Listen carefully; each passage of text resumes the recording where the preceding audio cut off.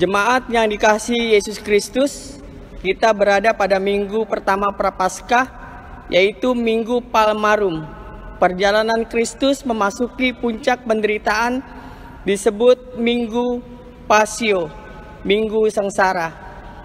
Minggu terakhir dari seluruh minggu-minggu Prapaskah. Sekalipun kita hanya beribadah di rumah, kita tetap menghayati penderitaan Kristus Tuhan yang rela berkorban untuk keselamatan manusia. Hari-hari yang kita lewati dalam minggu ini ditandai dengan hari Rabu adalah hari doa GPIB. Jumat Agung yang adalah hari perjamuan kudus menghayati kematian Tuhan. Sabtu Sunyi, waktu merenungkan diri yang dalam akan kasih Kristus bagi semua manusia. Semua akan kita rayakan di rumah saja dengan penuh hikmat. Marilah jemaat kita berdiri dan memuji Tuhan.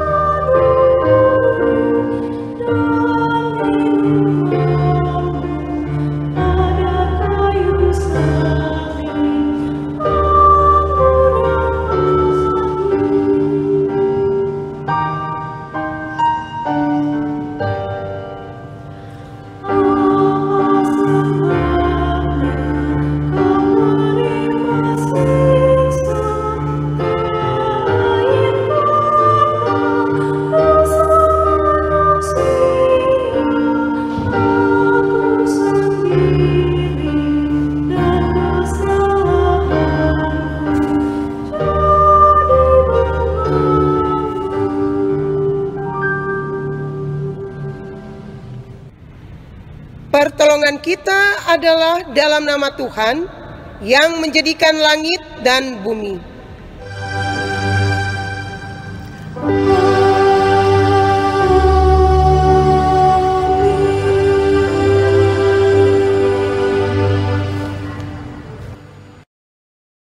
Nats pembimbing bagi kita dalam ibadah Minggu Prapaskah yang pertama, atau yang sering kita sebut dengan Minggu Palmarum, terambil di dalam Injil Yesus Kristus menurut Yohanes.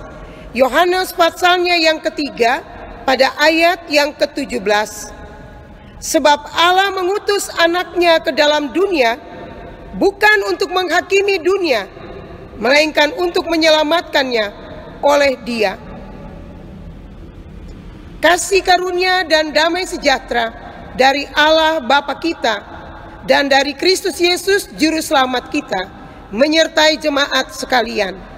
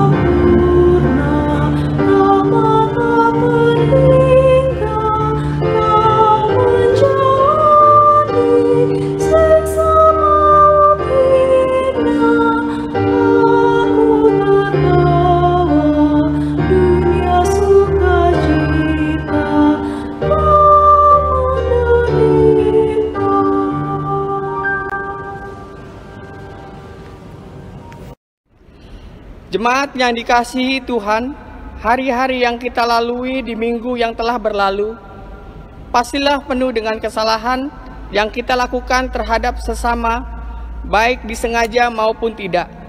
Karena itu, marilah kita merendahkan hati, memohon pengampunan dari Tuhan melalui doa.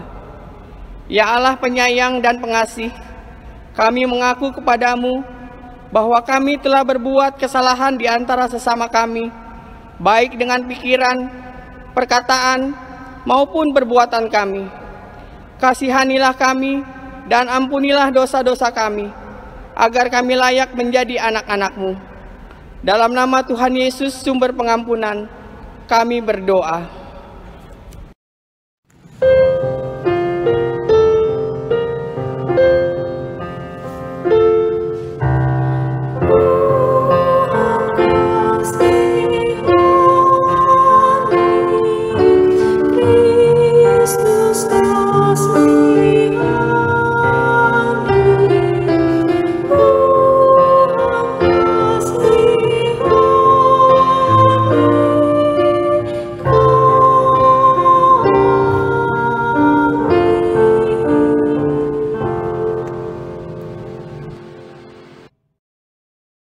Jemaat yang dikasihi Tuhan, bagi setiap orang yang telah mengaku dosa dan bertobat, dengarkanlah akan berita anugerah pengampunan yang terambil di dalam surat Roma, pasalnya yang kelima pada ayat yang ke-8. Akan tetapi Allah menunjukkan kasih-Nya kepada kita, oleh karena Kristus telah mati untuk kita ketika kita masih berdosa. Berdasarkan firman Tuhan ini, sebagai pelayan Yesus Kristus kami memberitakan bahwa pengampunan dosa telah berlaku di dalam nama Bapa dan Anak dan Roh Kudus.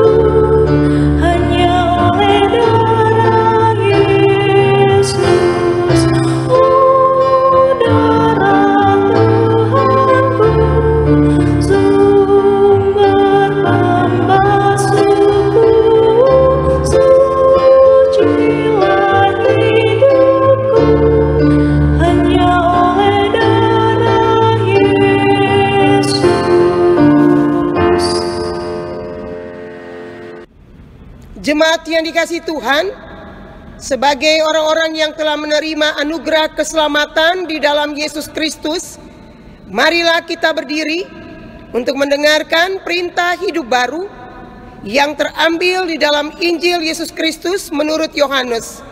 Yohanes pasalnya yang ke-8 pada ayat 15 dan ayat yang ke-16. Kamu menghakimi menurut ukuran manusia. Aku tidak menghakimi seorang pun. Dan jikalau aku menghakimi, maka penghakimanku itu benar, sebab aku tidak seorang diri, tetapi aku bersama dengan Dia yang mengutus aku. Roh Kudus menolong kita mewujudkan kemuliaan Allah dalam seluruh hidup dan kesaksian kita di dunia.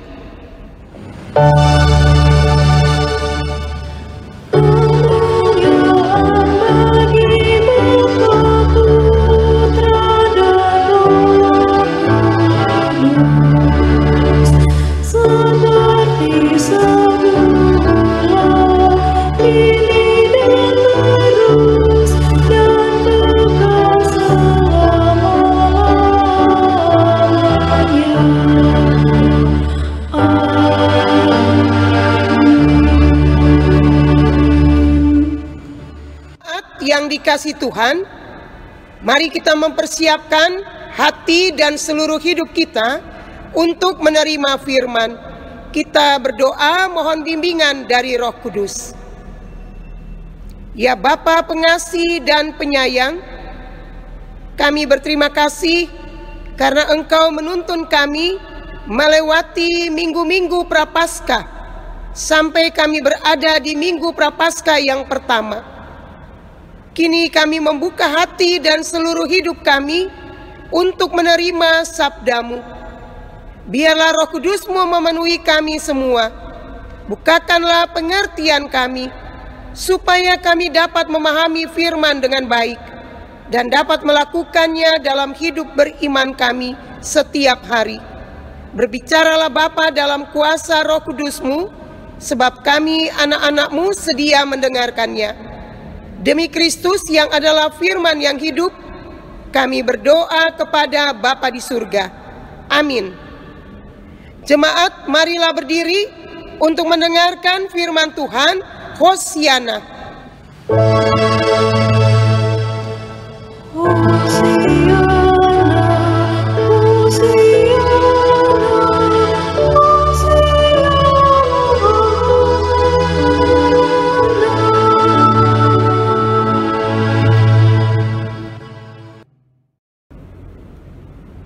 Bacaan Alkitab hari ini diambil dari kitab Injil Lukas pasal 6 ayat 37 dan 38 yang menyatakan hal menghakimi. Janganlah kamu menghakimi, maka kamu pun tidak akan dihakimi. Dan janganlah kamu menghukum, maka kamu pun tidak akan dihukum. Ampunilah, dan kamu akan diampuni. Berilah, dan kamu akan diberi. Suatu takaran yang baik, yang dipadatkan, yang digoncang, dan yang tumpah keluar, akan dicurahkan ke dalam ribaanmu. Sebab ukuran yang kamu pakai untuk mengukur, akan diukurkan kepadamu. Demikianlah pembacaan Alkitab. Hendaklah firman Tuhan dengan segala kekayaannya diam di dalam hatimu, dan ucaplah syukur kepada Allah.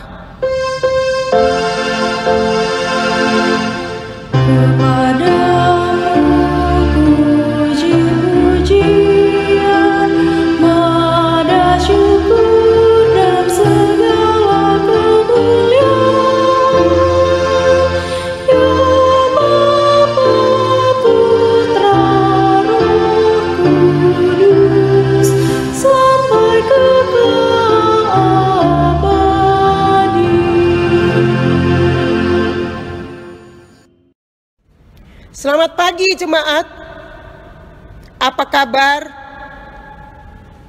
Sukacita ya kita, sekalipun kita masih berada di rumah karena kita masih menggumuli situasi Indonesia yang masih terancam oleh wabah COVID-19. Tetapi semangat beriman kita, semangat beribadah kita harus tetap kita jaga dengan baik. Karena apa jemaat?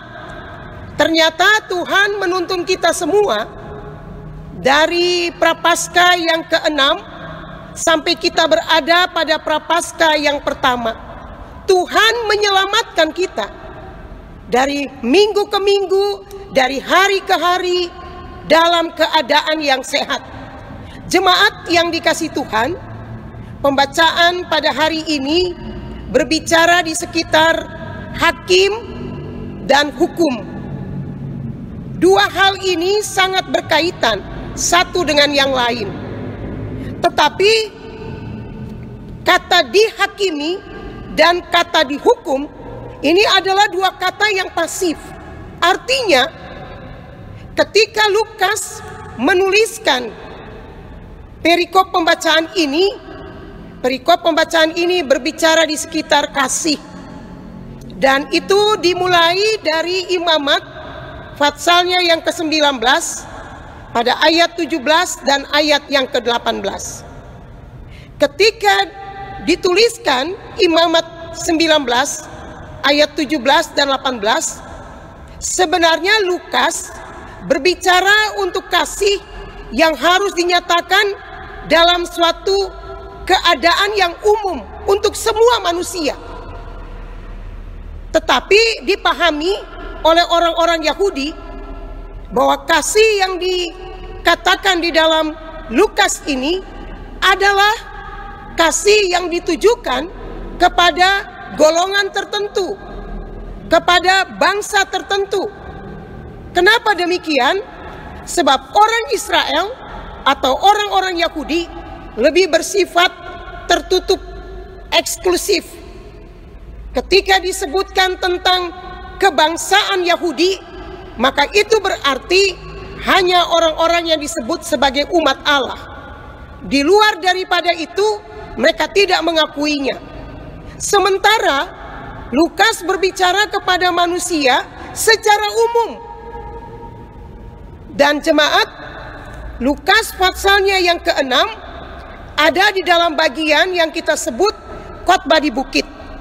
Dan khotbah di bukit itu ada di dalam Injil sinopsis, baik itu di dalam Matius, baik itu di dalam Lukas, maupun juga di dalam Markus.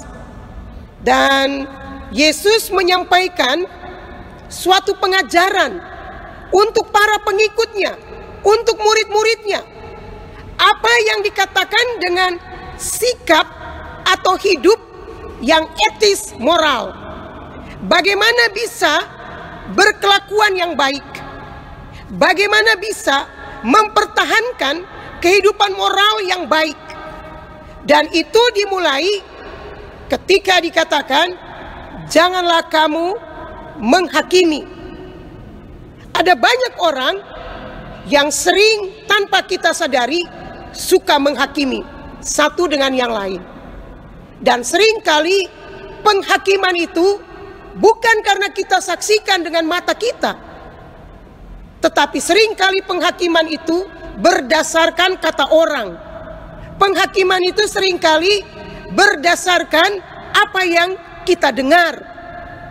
Dan ini bagi penulis Injil Lukas sesuatu yang sebenarnya kita menjudge orang tanpa kita sendiri melihat dengan mata sebagai saksi.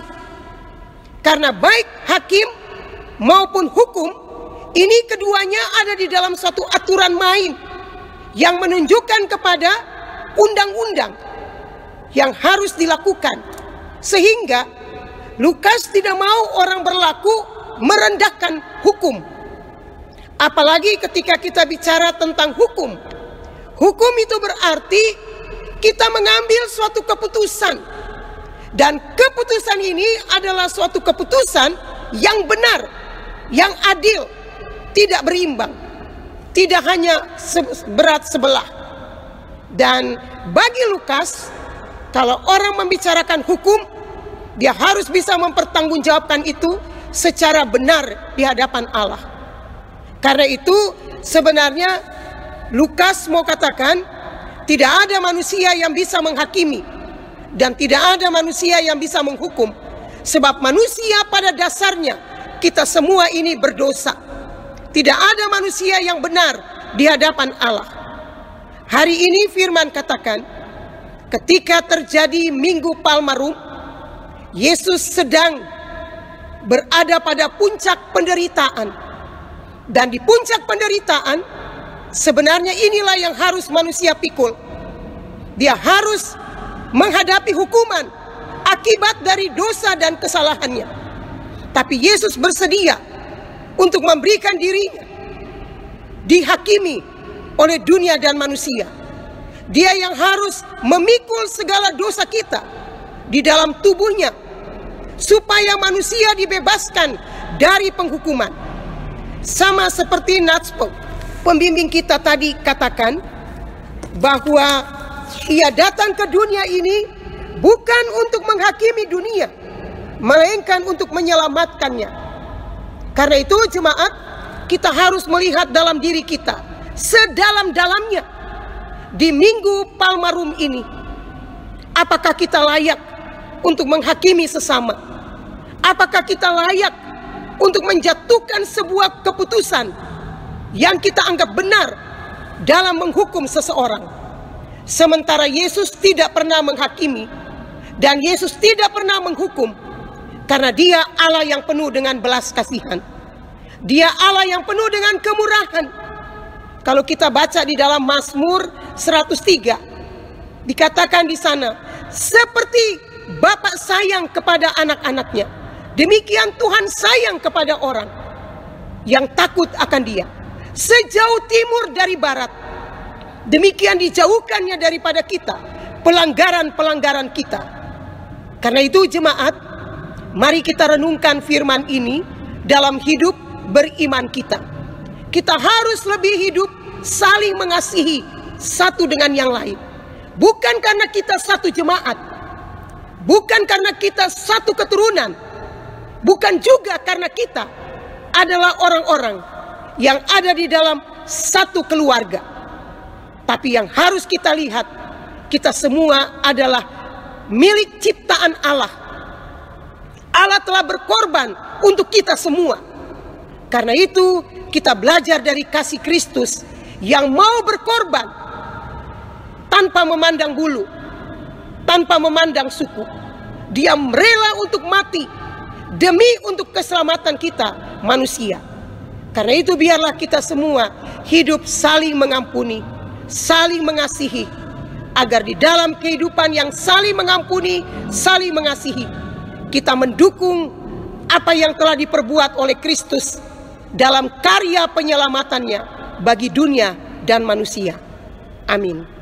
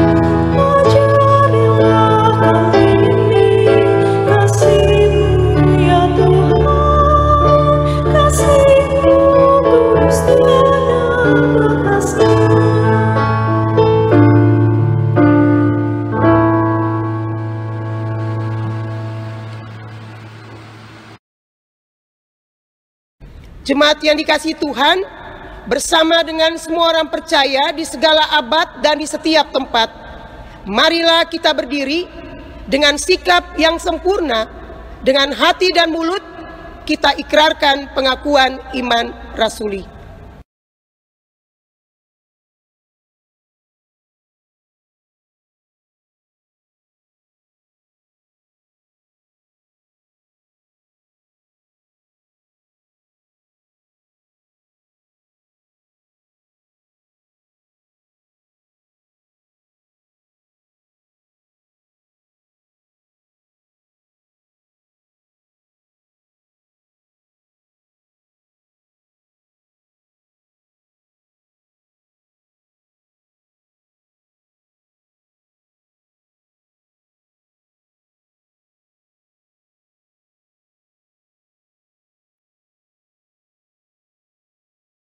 Jemaat yang dikasihi Tuhan, mari kita bersehati untuk menaikkan syafaat kita di hadapan Allah.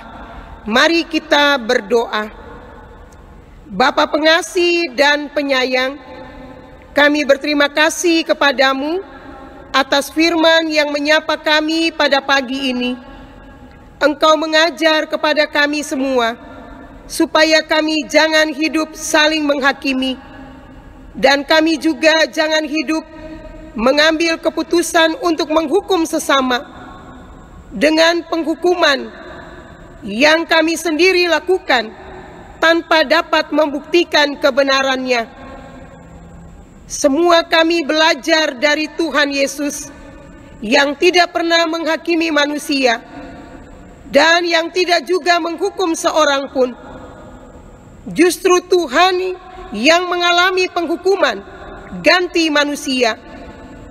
Tuhan yang diejek, dihina, seolah-olah Tuhan dihakimi sebagai yang berdosa, sementara kami manusialah yang telah berdosa dan yang harus tereksekusi hukuman mati. Karena itu Bapa, ajarlah kami hidup di dalam kasih-Mu, hidup saling mengampuni satu terhadap yang lain, supaya lewat kehidupan kami Tuhan Yesus selalu dimuliakan.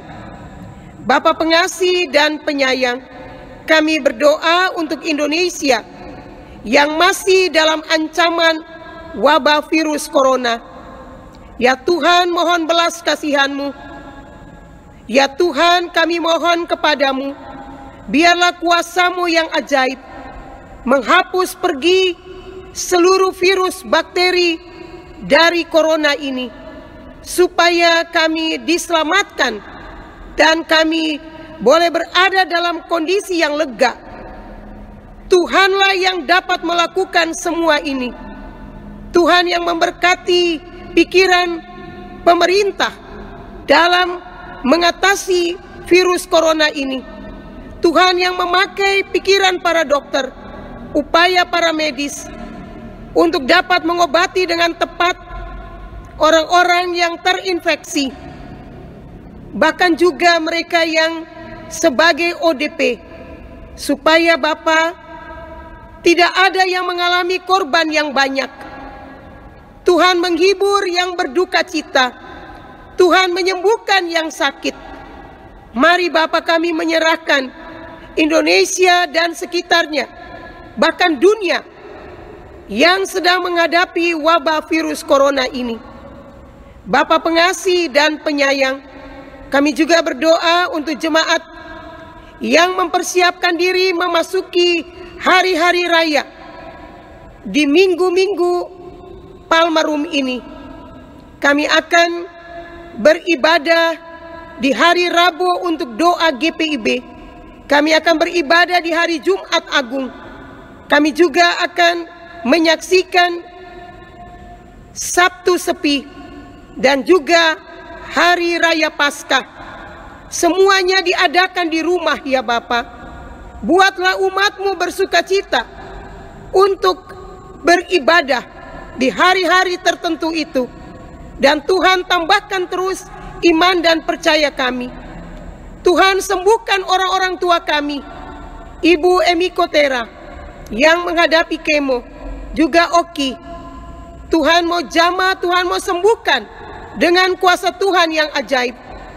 Bahkan orang-orang lanjut usia yang terus berdiam di rumah, Tuhan pelihara mereka semua di dalam kuasa-Mu.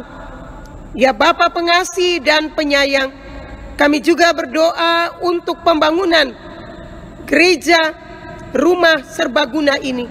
Tuhan menolong kami dengan dana yang dibutuhkan. Tuhan lindungi para tukang, kontraktor, tim kerja yang terus mengawasi pembangunan ini. Juga sekolah Fajar Sion. Tuhan berkati semua yang bekerja, supaya biarlah oleh kuasa Tuhan, maka gedung serbaguna ini dapat selesai pada waktunya dengan dana yang Tuhan siapkan. Bapa pengasih dan penyayang, kami juga berdoa Tuhan memberkati tim multimedia yang merekam setiap ibadah-ibadah kami. Tuhan berkati Ketua 3 Pak Yusak bersama dengan semua pemuda. Biarlah Tuhan berikan hikmat bertambah-tambah, supaya di dalam masa distancing ini kami memanfaatkan teknologi canggih, sehingga tidak ada kesulitan dalam berbicara dengan umat di tiap-tiap ibadah. Mari Bapa, kami menyerahkan upaya yang mereka lakukan ke dalam tangan kasih Bapa. Ya Bapa, dalam pengasihan-Mu kami mohon, peliharakanlah kami dalam Yesus Kristus Tuhan kami, yang mengajar kita semua berdoa. Bapa kami yang ada di surga, dikuduskanlah nama-Mu, datanglah kerajaan-Mu, jadilah kehendak-Mu di bumi seperti di surga. Berilah kami pada hari ini makanan kami yang secukupnya, dan ampunilah kami akan kesalahan kami, seperti kami juga mengampuni orang yang bersalah pada kami. Dan janganlah membawa kami ke dalam pencobaan, tapi lepaskanlah kami daripada yang jahat.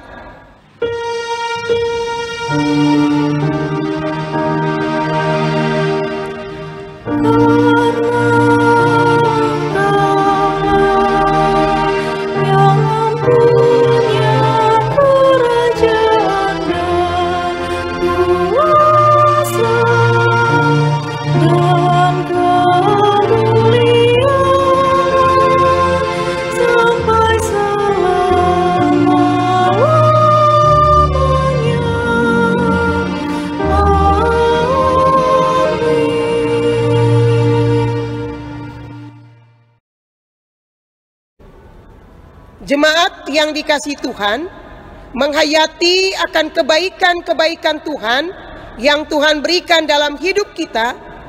Dia menyelamatkan kita, Dia memelihara kita, sehingga walaupun kita tetap di rumah, kita tidak pernah lupa untuk memberikan kewajiban-kewajiban kita semua, yaitu kita harus memberikan persembahan syukur, persembahan persepuluhan, baik itu presbiter untuk pembangunan, maupun juga pemuda yang bekerja, dan juga para keluarga-keluarga muda di minggu yang kedua.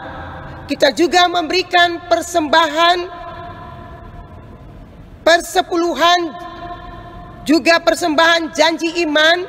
Kita memberikan persembahan 2.000. Ini semua adalah bagian dari kewajiban kita yang mengasihi Tuhan.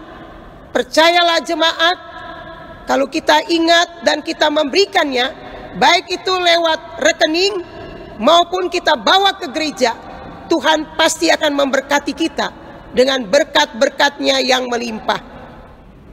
Jemaat, sekalipun hidup kita terpisah satu daripada yang lain, tetapi dalam Kristus kita semua terikat dalam persekutuan dan dalam kasih Kristus.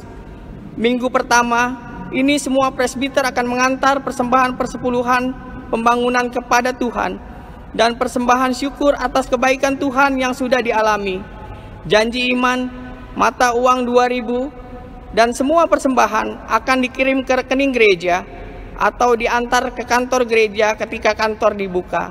Dan ingatlah firman Tuhan yang diambil dari 2 Korintus pasal 8 ayat 12. Sebab jika kamu rela untuk memberi, maka pemberianmu akan diterima. Kalau pemberianmu itu berdasarkan apa yang ada padamu, bukan berdasarkan apa yang tidak ada padamu. Tuhan memberkati saudara dan persembahan saudara.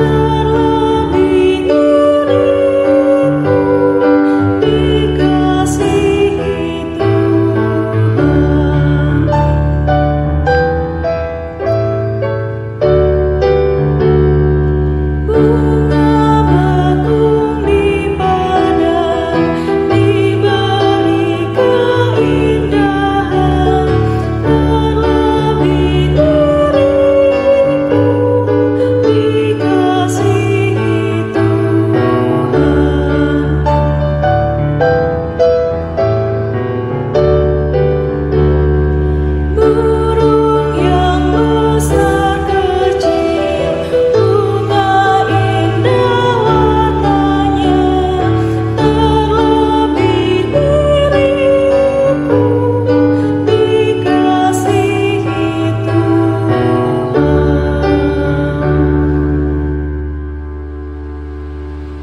Jemaat, mari berdiri untuk menyerahkan persembahan ini kepada Tuhan dalam doa syukur. Kita berdoa bersama-sama.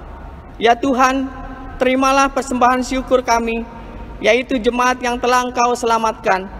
Jadikanlah persembahan syukur kami ini sebagai berkat bagi sesama dan bagi pembangunan tubuh Kristus. Amin.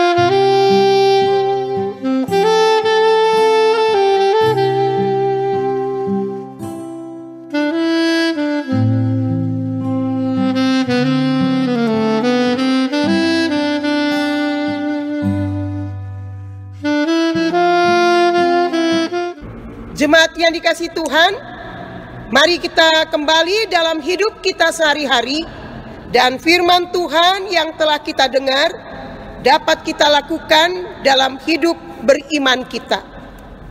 Kita berdiri dan kita akan memuji Tuhan dari Kidung Jemaat 388 ayat pertama dan kedua.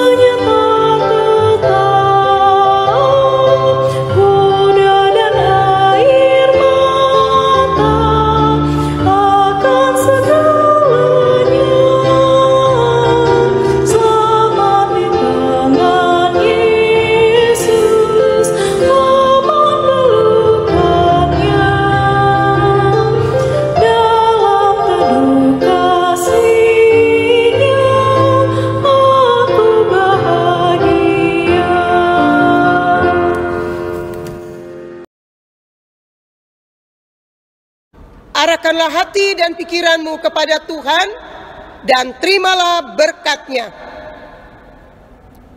Tuhan memberkati engkau dan melindungi engkau. Tuhan menyinari engkau dengan wajah-Nya dan memberi engkau kasih karunia. Tuhan menghadapkan wajah-Nya kepada jemaat dan memberikan jemaat selalu hidup di dalam damai sejahtera.